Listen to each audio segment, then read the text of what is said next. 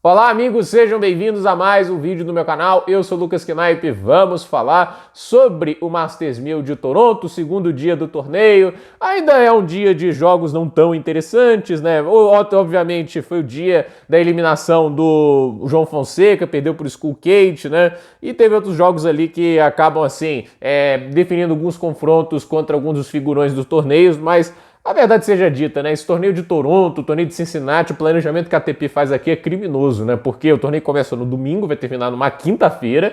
Aí a gente tem o Masters 1000 de Cincinnati que começando na quarta que vem. Então, assim, vai começar antes deste torneio acabar. Assim, cara, onde saem as mentes assim? Tipo, esse é o problema de ficar estendendo todo o torneio para 2 semanas de Masters 1000. É completamente sem pé nem cabeça. Eu entendo que alguns torneios têm capacidade de fazer isso, né? Tipo, Roma, um complexo gigante, etc, né? Mas tem torneio que não precisa, né? Tipo, esses torneios de Toronto e Cincinnati seriam legais uma semana. Masters 1000 de uma semana é vida, é legal, é uma coisa muito interessante. E esses torneios, eles têm que ter também um equilíbrio. Ok, faz metade dos Masters 1000, é impossível, é 9, então não tem como ser metade, né? Então, faz 5 em 2 semanas, faz 4 em uma semana só. Eu acho que esses torneios principalmente tem que ser uma semana, até porque o calendário prova. Não tem como fazer em 2 semanas e não evitar desistências. Eu acho que a principal razão de Sinner, Djokovic e Alcaraz desistirem desse torneio é esse Frankenstein. Se tivesse terminado no domingo, aí o outro torneio começa numa quarta, daria uma semana para descansar. Eu acho que todos os tenistas iriam. Mas a verdade é que a ATP faz esse Frankenstein, por isso o torneio acaba ficando nessa maluquice. Então, falando aqui dos resultados, pedindo que você deixe o seu like, se inscreva no canal, compartilhe esse vídeo e vamos para os jogos, né? Christopher O'Connell, né, ele venceu o Tseng por 2-0, 6-1, 6-2, um resultado muito tranquilo, inclusive. Não imaginava um jogo tão fácil, porque o O'Connell não faz um grande ano, mas também não é como se o Tseng tivesse jogado um grande tênis, inclusive entrou na chave como lucky loser. Ele perdeu a partida de quali dele, mas teve desistência na chave principal e ele entrou no lugar, né? O Ethan Quinn venceu o Yoshihito Nishioka por 2-0, 7-6, 6-2. Assim, né, o Nishioka não é um grande sacador, né? 2 aces e 7 duplas faltas não ajuda nem um pouco, mas a verdade é que assim, o tênis dele é aquele negócio, solidez, se defende bem, mas ele não é um cara que gera muita velocidade e como a bola dele anda muito pouco, às vezes quando ela fica um pouquinho mais curta para um cara que bate tão bem na bola igual o Ethan Quinn, em termos de potência e peso, né? É meio difícil sustentar, né? Ele até no início consegue, mas vai passando o jogo e vai ficando cada vez com menos efetividade na defesa e o jogo não rende. E esse tênis do Nishioka já tá ficando meio batido, não à toa que ele caiu para trás de 130 do mundo. Então, boa vitória para o americano.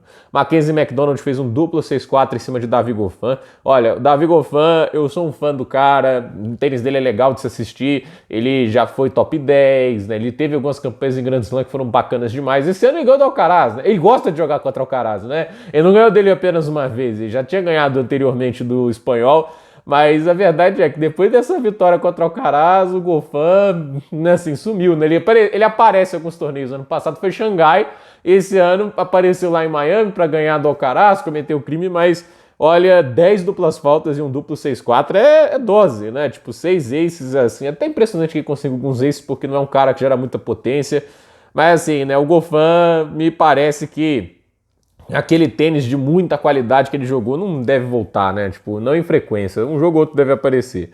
Yonkat Chebu venceu o Kopriva por 2-0, 7-6, 6-2. Boa vitória, né, pro tenista chinês. O Jaime Munar venceu o Daniel Martin, tenista canadense, por 2-0, 6-3, 6-0. Munar ganhou os últimos 10 games do jogo, né? O jogo, eu vi o começo dele, era o jogo que antecedia o João, né? E assim, depois ali o Munar atropelou o canadense de uma maneira que até me assustou, né? Tipo, foi realmente um baile do Munar pra cima do tenista da casa. O Svirkna venceu o Blocks por 2-0, 6-4, 6-2. O Lucky Loser vencendo o tenista que veio pelo quali. O Hugo Gaston aproveitou da desistência do Mattia Bellucci e avançou, né? Tipo, foi 6-3 pro Bellucci no primeiro set, depois 6-4, 2-0 pro Gaston até o italiano desistir por algum problema físico, né? Aleksandar Vukic venceu o Pedro Martínez por 2-0, 7-5, 6-3. Pedro Martínez é um cara que joga bem no saibro, a quadradura pode ser ok para ele, mas a verdade seja dita, né? É o tenista que também sofre por não ter muita letalidade, e aí vai enfrentar um tenista que tá num bom dia batendo na bola, como o Vukic estava, e o jogo fica muito complicado, e acontece o que acontece, né? Eu acho que tem tenistas que precisam trazer algo novo para o jogo, porque senão, assim, se ficar só no mesmice, aí não dá para se surpreender se os resultados se repetirem, né?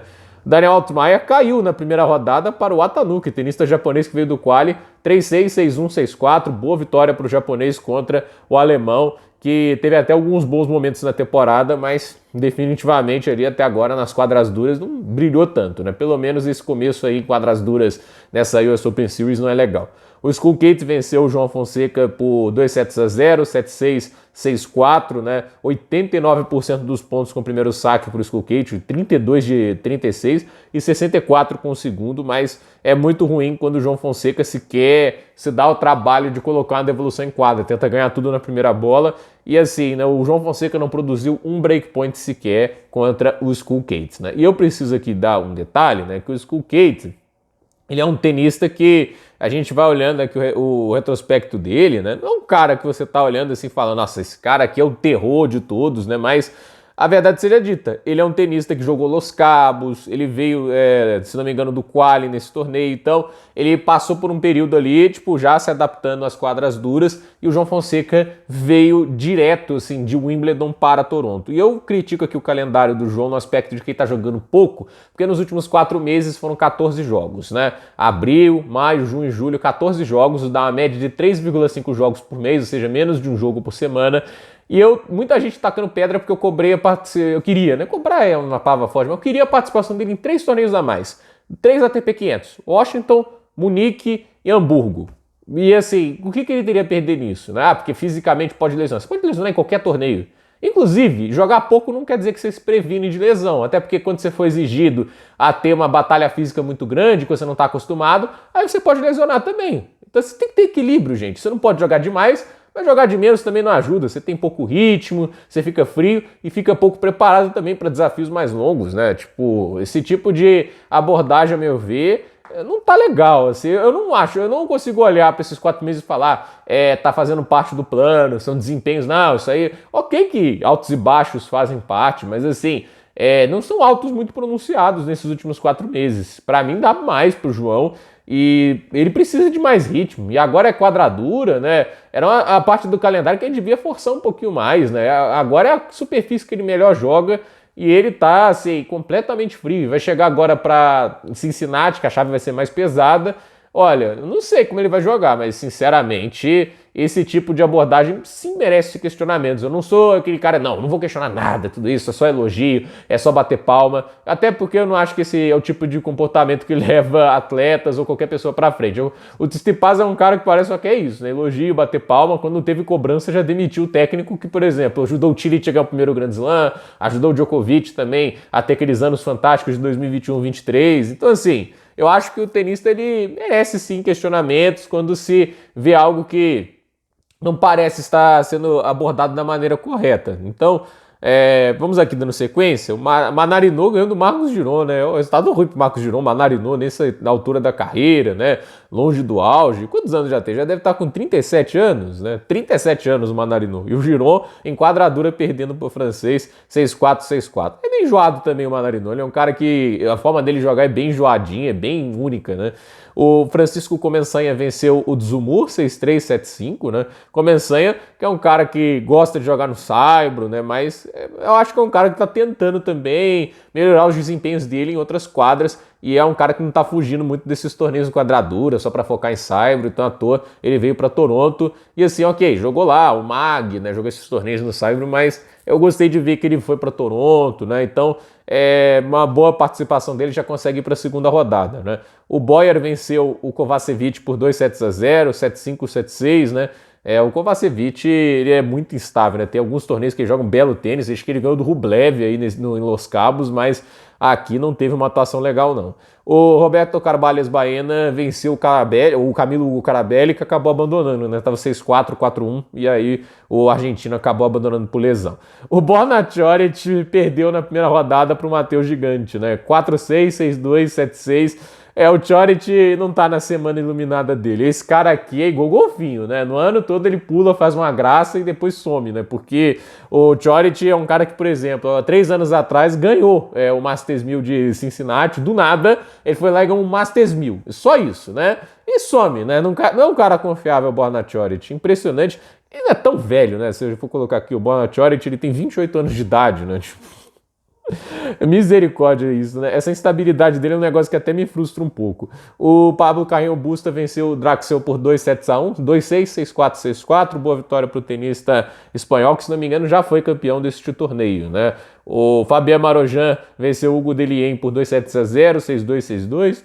O Hugo Dellien um saibreiro, né? Nato, né? E assim, não é um cara que joga bem em quadras duras e acabou perdendo sem impor muitas dificuldades ao tenista húngaro. E o Galarneau acabou vencendo o Arthur Rinderknecht por 2-7-0, 7-6, 6-3, tenista canadense que veio convidado, vencendo o cara que eliminou o Zverev lá em Wimbledon. Saca muito bem o Rinderknecht, mas é um tenista que, a meu ver, tipo, não é um cara que fica bem nos pontos. Eu não gosto muito da construção de pontos que ele faz, ele me parece muito impaciente, né? E os jogos que temos hoje, né? A gente tem Emiliano Nava contra o Hugo Humbert, a partida que abre, né, às meio-dia. A Karen Khachanov contra o Ficovich, Alexander Miller contra o Miomir Kecmanovic, Giovanni Mepich Perricard contra o Holger Rune. Já começa a ter uns jogos melhorzinhos agora, né? Barrios Vieira vai enfrentar o Alex Mikkelsen, o Arceanu vai enfrentar o Alexei Poprin. Será que o Poprin já cai agora? Ele está defendendo o título, hein? Loreto Muté vai enfrentar o Jenson Brooksby, Lorenzo Musetti vai enfrentar o James Duckworth, Talon Grigspor enfrenta o Thomas Martin Echeverry, Jaime Munari enfrenta Francisco Cerúndulo, Nuno Borges enfrenta Facundo Bagnes, Riley Opelka enfrenta o Thomas Mahat, Skull Kate vai enfrentar o Matteo Arnaldo, já joga hoje, né? Sim. Roman Safilin vai enfrentar o Casper Ruud, Daniil Medvedev vai enfrentar o Svrikna, o Denis Shapovalov enfrenta o Leonard Tim e o Alexander Zverev encerra o dia enfrentando o Walton. Então vamos ver o que o Zverev também faz.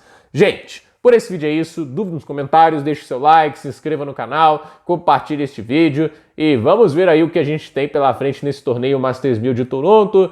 Agora que a gente começa a ter aí os figurões começando a jogar, quem sabe a gente não tem ali um torneio mais interessante que muita gente pensa só porque teve ausência aí dos principais nomes da atualidade, né? Eu sei que frustra, mas faz parte também, eles também não vão jogar todos os torneios, ainda mais do jeito que foi estruturado Toronto e Cincinnati nessa temporada, foi uma aberração da ATP. Então, gente, por esse vídeo é isso, dúvida nos comentários, até o próximo vídeo.